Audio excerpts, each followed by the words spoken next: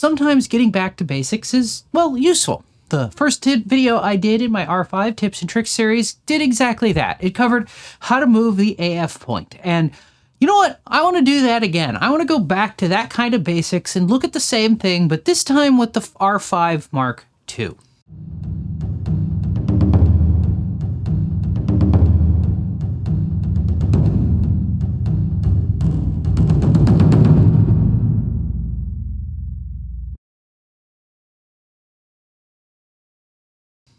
Now, to put it simply, Canon has made two major changes on the R5 Mark II that affect how we move the AF point.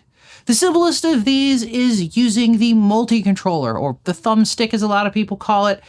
That is now enabled all the time by default. The second is the vastly more complicated eye control focusing system. So with that in mind, let's take a look at some of the various options that we have on the R5 Mark II to move the AF point. And we'll start this tour off with the multi-controller, or the thumbstick. It's the little directional joystick that's found on the back of the camera next to the EVF by, where your thumb lands, hence why everybody calls it a thumbstick. Now, in the past on cameras like the R5, direct autofocus point control with the multi-controller was not enabled by default. However, with the R5 Mark II, Canon has changed that. It is now on by default. What this means is that at any time, you can push the multi-controller in any direction and the autofocus point will move in that direction. Now, if you don't particularly care for your camera to do this, you can disable this in the camera's menus. To do this, head over to the green control customization menu and look at the top of it for the top of the first page, that is, for the customize buttons for shooting entry. Select that, scroll down to find the multi-controller entry in there, and then change its function from direct AF point selection to off. That'll be your only two options. Now, while doing this will stop the multi-controller from being able to move the autofocus point at any time, you can, of course, still use the multi-controller to move the autofocus point when you're in the camera's AF point selection menu, and of course, it still works in all the menus as well. Now, on that note, that brings me to the second method for moving the autofocus point, and that is using the AF point selection menu. This is brought up by default by pressing the AF point selection button. That's this one here on the far right side at the back top of the camera. Now, in this menu, you could do more than just moving the autofocus point. Namely, you can also change the autofocus area. But we'll talk about changing AF areas and what they do and how to best use them in another video. Now, when you are in the AF point selection mode, you can, of course, use the multi-controller to move the autofocus point as I just described. However, you can also use the main and quick control dials as well. By default, the main dial will move the focus point horizontally or to the left and right, and either of the quick control dials, so that's the one on the back or the one on the top of the camera, will move the autofocus point vertically or up and down. Now, additionally, if you are using the LCD, you can touch on the screen where you want your autofocus point to be placed, and the camera will put it there. Now, speaking of using dials to move your autofocus point around, you can configure either of the control dials, so the one on the back or the one on the top of the camera, to move the autofocus point directly at any time as well. The setup for this is through the custom dials and control ring menu, which is found on page 1 of the green control customization section. When you assign a function to the dial, or when you assign this function to the dial, you can choose whether that dial should move the point horizontally or vertically to get whatever you need. Now, that said, given that assigning something like this to your control dials removes your normal exposure controls from that function or that dial, the only time I would ever recommend doing this is if you were doing it because you have a specific usability issue that doesn't allow you to use any of the other ways that the camera does autofocus point movement. Now, on the other hand, when it comes to the touch system, which we also touched on, to move the autofocus point, touch is also always available on the rear LCD. Now, just like in the AF point selection screen, you simply touch where you want the camera to put the autofocus point and it will put it there. However, there is a subtle difference between doing it in the regular live view and doing it in the AF point menu. In the AF point selection menu, where you touch the point simply moves the point, and that is it. In live view, where you touch on the screen will move the autofocus point to that position. The camera will then automatically focus on whatever is under that autofocus point. On top of that, if you happen to have touch shutter functionality enabled, which is where the camera will take a picture when you touch the screen, the camera will also then take a picture. So to summarize, in the AF point selection screen, if you touch a place, the point goes there and that's it.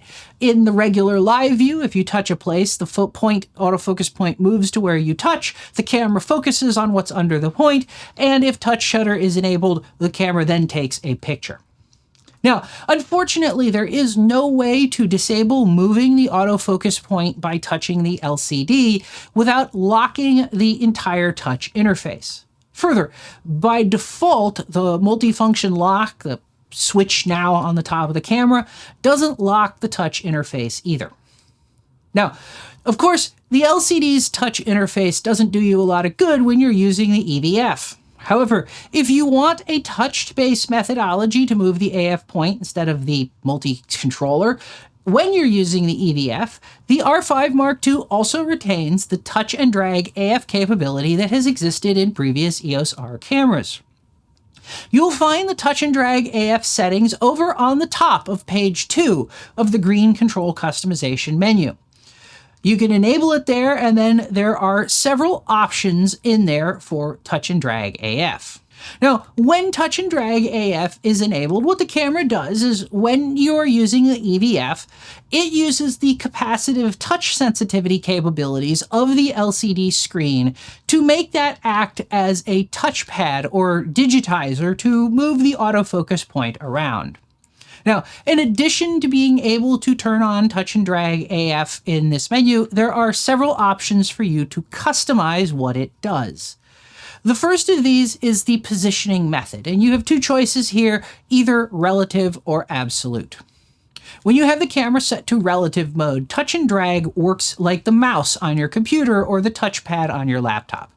That is, the camera positions the autofocus box, and as you move your finger across the screen, it moves it. However, if you pick your finger up off of the LCD screen and then set it down somewhere else, the autofocus box doesn't reposition when you do that. On the other hand, if you use the other option, absolute, this works like the pen on a Wacom tablet or your Apple Pencil on an iPad. The cursor is placed at the same relative position on the screen or in the viewfinder as your finger is on the LCD. In other words, in absolute mode, if you touch at the top right corner of the back LCD, the autofocus box will be positioned in the top right corner of your screen. Now, the second touch and drag option controls how much of your LCD is active. You can choose from using the entire LCD, half of it, or just a quarter. Now, there are a few reasons you might want to limit the active area. One is that the camera can't distinguish between your finger or your nose. So if you shoot in such a way where your nose touches the LCD when you're using the EVF, then you'll probably want to adjust the active area to prevent the camera from moving your autofocus point when you do that. Secondly, when you use absolute positioning, the size of the active area controls the relationship between where you touch and where your cursor goes.